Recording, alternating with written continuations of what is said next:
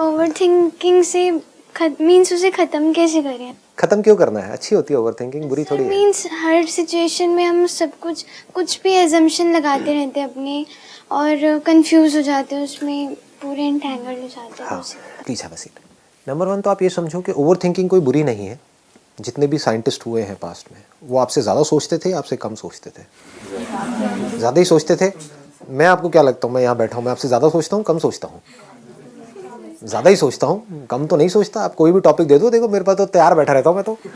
हाँ, मतलब हर टॉपिक के ऊपर मेरे पास कुछ ना कुछ है बोलने के लिए। तो द पॉइंट इज़ कि ज़्यादा सोचना प्रॉब्लम नहीं है, सोचना प्रॉब्लम नहीं है, क्योंकि अगर आप सोचना ही बंद कर दोगे तो आप में और जानवरों में क्या फ़र्क है? हम में और जानवरों में क्या फ़र्क है? सोचने का ही तो है। हम सोच सकते हैं, सोच करके अपने आप को जानवरों से बचा सकते हैं। बेचारे जानवर सोच करके अपने आप को हमसे बचा नहीं सकते, उनके पास कोई प्लान नहीं है कि इंसान से कैसे बचे। तो सोचना प्रॉब्लम नहीं है, गलत सोचना प्रॉब्लम है, right? Wrong thinking. Right thinking is not a problem, उससे तो आप सोल्यूशंस निकाल लोगे ना अपनी लाइफ के। तो रॉन्ग थिंकिंग क्या है? What is wrong thinking? Wrong thinking का ग्राउंड क्या है? रॉन्ग थिंकिंग, राइट थिंकिंग जो मैं कह रहा हूं, कैसे डिसाइड करें कि क्या रॉन्ग है क्या राइट है? हो सकता है आपको रॉन्ग लग रही हो, मेरे लिए राइट हो, मुझे राइट लग रही है, आपको रॉन्ग हो। पकड़ में आ रही है बात? हाँ, ठीक है। राइट थिंकिंग मतलब क्लियर थिंकिंग, सीधी थिंकिंग, एकदम सीधी सादी जैसे बोलते हैं ना। रॉन्ग थिंकिंग मतलब टेढ़ी मेढ़ी, जहां पे हम खुद ही फंसे पड़े हैं। तो राइट थिंकिंग मतलब क्या, रॉन्ग थिंकिंग मतलब क्या? बताओ जी। सर, जो बिलीफ्स पे बेस्ड है वो रॉन्ग थिंकिंग है, और जो रियलिटी पे बिल्कुल बेस्ड सही, है। बिल्कुल सही। Let's give a big hand for him. क्या हुटिंग करी पाई आपने? आवाज आई मेरे को थोड़ी हल्की फुल्की सी। तो भंगड़ा भी पा दो अब तो यार, आओ ना भाजी। हाँ, ये बात क्लियर हुई? बोली है, जो भी आपके बिलीव्स के ऊपर बेस्ड है वो रॉन्ग थिंकिंग है, और जो रियलिटी के ऊपर बेस्ड है वो राइट थिंकिंग है। बिलीव्स हमारे किसके ऊपर बेस्ड हैं? इल्यूजन के ऊपर बेस्ड है, और जो रियलिटी है वहां पर किसी बिलीफ की जरूरत नहीं है। Do you have to believe कि मैं यहां पर हूं या नहीं हूं अभी? क्यों बिलीव? बिलीव करो, विश्वास करो कि मैं यहां पर हूं। मेरी बात का विश्वास क्यों नहीं कर रहे हैं आप लोग? किसी को भी डाउट है कि मैं यहां पर हूं या नहीं हूं? तो रियलिटी में बिलीफ की कोई जगह नहीं है। बिलीफ कहां पर चाहिए? जो रियलिटी में कहीं नहीं है आपके आसपास में। बस आपको कुछ भी बोल दिया गया है और आपने मान लिया है, और उसके बेस पर कुछ भी सोच रहे हो। कभी अपने अंदर झांक करके देखो, जो भी आप सोचते हो वो बिलीफ्स के बेस पर सोचते हो या रियलिटी के बेस पर सोचते हो? 99% जो भी कुछ सोच रहे हो सब बिलीफ्स के बेस पर। भगवान है या नहीं है? नहीं है। एक मिनट, कितने कहते हैं नहीं है? ये बिलीफ है या रियलिटी है? रियलिटी है। अच्छा, रियलिटी है। वाह जी वाह, मतलब आपने तो सीधा ही स्टेटमेंट दे दी कि भगवान नहीं है। अच्छा, मैं कहता हूं है। करो चैलेंज, कैसे करोगे? और जो कह रहे हैं है, वो बिलीफ है रियलिटी है? बिलीफ है। क्यों? क्योंकि मैं कह रहा हूं कि नहीं है। करो प्रूफ। है आपके पास कोई फोटो वोटो है? दिखाओ, प्रूफ करो। कैसे प्रूव करोगे? तो रियलिटी के बेस पर अगर हम सोचें तो हमारा माइंड क्लियर हो जाता है, चीज़ों को हम देख सकते हैं, समझ सकते हैं, कंफ्यूजन्स नहीं होते ऐसे माइंड में। ऐसे माइंड में अंदर कॉन्फ्लिक्ट्स नहीं होते हैं। बिलीव्स के बेस पर कॉन्फ्लिक्ट्स होते हैं, क्योंकि बिलीव आप कैसे करते हो? आप एक किताब के बेस पर बिलीव कर रहे हो, या आपके पेरेंट्स ने कुछ आपको कहा उसके बेस पर आप बिलीव कर रहे हो। दूसरा कोई बंदा आ जाएगा जिसने किसी और रिलीजन की किसी और किताब में कुछ पढ़ा है, तो वहां पर लड़ाई झगड़ा हो जाएगा, कॉन्फ्लिक्ट हो जाएगा। तो जब बाहर कॉन्फ्लिक्ट होगा तो अंदर भी कॉन्फ्लिक्ट होगा। कॉन्फ्लिक्ट वाले माइंड को ही प्रॉब्लमैटिक माइंड बोलते हैं। जिस माइंड में कोई कॉन्फ्लिक्ट ही ना हो, कॉन्फ्लिक्ट की गुंजाइश ही ना हो, उसको क्लियर माइंड बोलते हैं।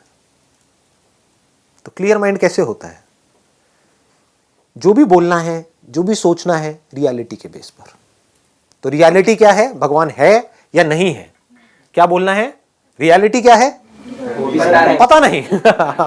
बिल्कुल सही, पता नहीं, I don't know, that is reality. अभी आपके लिए यही रियलिटी है। लेकिन किसी दिन भगवान आपके एक्सपीरियंस में उतर आए, तब आप बोल सकते हो यस आई नो। तब आपको बोलना भी नहीं पड़ेगा, आपकी आंखों में दिख जाएगा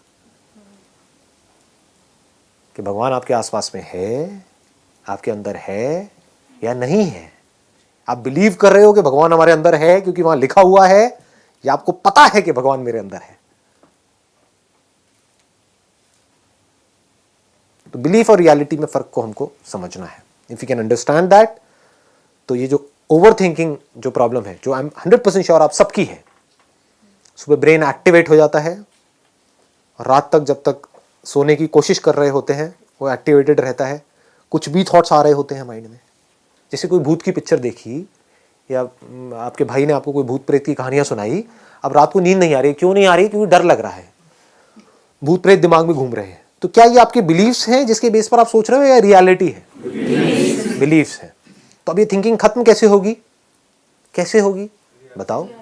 सिर्फ ये समझने से होगी कि ये बिलीव्स है, ये कोई रियलिटी नहीं है, इल्यूजन्स है. भूत नहीं है, मेकअप है. हाँ, भूत नहीं है, मेकअप. हाँ, भूत नहीं है, मेकअप है. ध्यान से जा करके देखो वहां पे टेलीविजन में, आप देखोगे तो आपको समझ आएगा ये तो मेकअप है. ऐसी भूत तो मैं भी बन सकती हूँ, उससे बेटर बन सकती हूँ. इनफैक्ट मुझे तो मेकअप की भी जरूरत नहीं.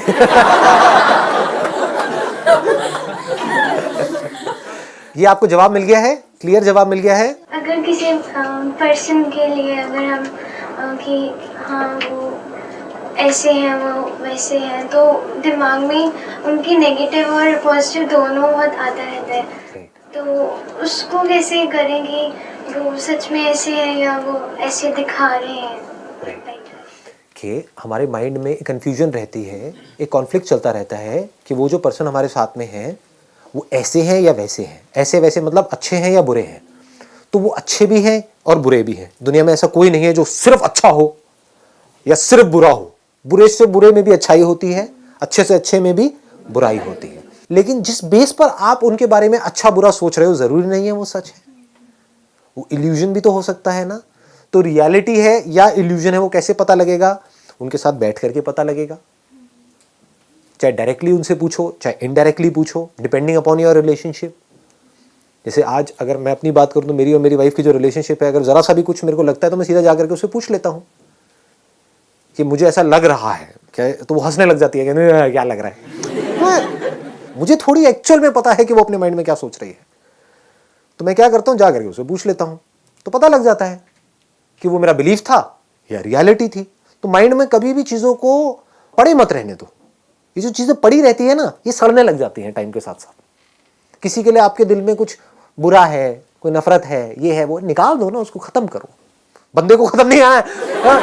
एक मिनट, समझिए मैंने क्या बोला. यही प्रॉब्लम है, आप कुछ और मत समझ जाना. खत्म करो मतलब उस बात को खत्म करो. या तो उससे बात करके उस प्रॉब्लम को सॉल्व करो, या फिर अगर बहुत ही ज्यादा किसी के लिए कोई खुंदक है तो कमरा अपना बंद करो जिस वक्त घर में कोई ना हो, और चीखो चिल्लाओ, ये करो वो करो, कुछ भी. 2-4 कांच के ग्लास ले लो, तोड़ दो ऐसे करके, बाद में उसको साफ कर दो, थोड़ा खून वून भी निकल आएगा तो रिलैक्स हो जाओगे. तो अंदर की जो भी भड़ास है वो निकाल दो. मतलब उसको दबा करके मत रखो अपने अंदर. किसी के लिए भी अगर आपके मन में किसी भी तरह की कोई बुरी फीलिंग है, कोई बुरा थॉट है, कोई किसी को नुकसान पहुंचाने की चाह है, तो समझ जाओ आप खुश नहीं रह सकते. उसका कुछ नहीं जाएगा. मतलब आपको अपने माइंड को क्लियर करना है, पहले ये समझ लो. ये हम बड़ी गलती करते हैं. हम क्या कर रहे हैं, हम उसको कन्विंस करने की कोशिश कर रहे हैं.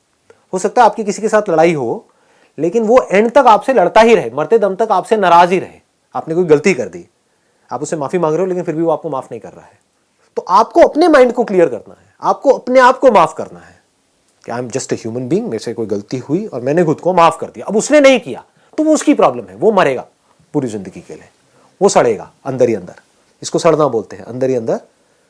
कोई आपसे जेलसी कर रहा है तो आपको वहां पर उसके माइंड को क्लियर नहीं करना है कि वो आपसे जेलसी ना करे. उसको आप कैसे क्लियर करोगे? आपको अपने माइंड को क्लियर करना है कि मेरे अंदर जेलसी पैदा ना हो. कोई अगर अपने आप को आपसे कंपेयर कर रहा है तो कोई बात नहीं, करने दो, उसकी अपनी प्रॉब्लम है. आपको खुद को किसी से अपने आप को कंपेयर नहीं करना है. जहां आप कंपेयर करते हो वहीं आप फंस जाते हो. या तो आपकी ईगो बढ़ेगी, या अपने आप को नीचे गिराया तो आपकी सेल्फ एस्टीम की धज्जियां उड़ जाएंगी. तो ना अपने आप को किसी से कम समझना है ना ज्यादा समझना है. ये बात पकड़ में आ गई है ना. ये कुछ बेसिक्स है लाइफ के. अगर ये हम समझ पाए ना और इस तरह से चल पाए, मतलब अल्टीमेट गोल क्या है यहां से, इफ यू रियली वांट. एक है आपने सिर्फ पूछने के लिए पूछा है कि मैं अपनी ओवर थिंकिंग को कंट्रोल कैसे करूं, क्योंकि ये कोई छोटा सवाल नहीं है. If you really mean it, क्योंकि इससे बड़ी कोई चीज है नहीं लाइफ में. इसकी वैल्यू क्या है? आपके जो अंदर की दुनिया है वो बिल्कुल क्लियर हो जाए, इसी को तो खुशी कहते हैं। और खुशी क्या है? बाहर चिल्लर पिल्लर मिल जाएगी वो खुश, उससे खुश हो गए आप,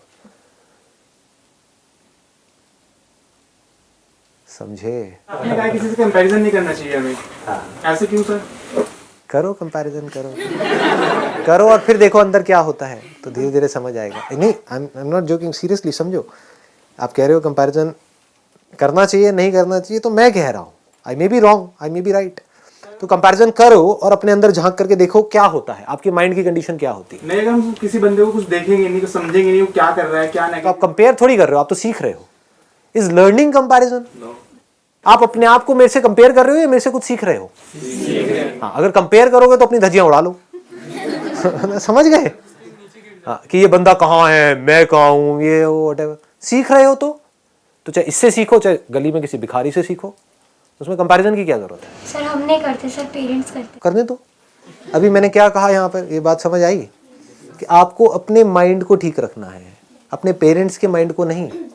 आपके पेरेंट्स अपने माइंड को ठीक रखना चाहते हैं या नहीं चाहते, ये उनकी प्रॉब्लम है। मैंने इतनी सारी बातें आप लोगों से करी, लेकिन इन बातों की इंपॉर्टेंस और इसकी डेप्थ आप देख पाते हो या नहीं देख पाते हो, ये आपकी प्रॉब्लम है, मेरी नहीं है। मेरा जो काम था मैंने सिंसियरली कर दिया है, आगे आपका काम है।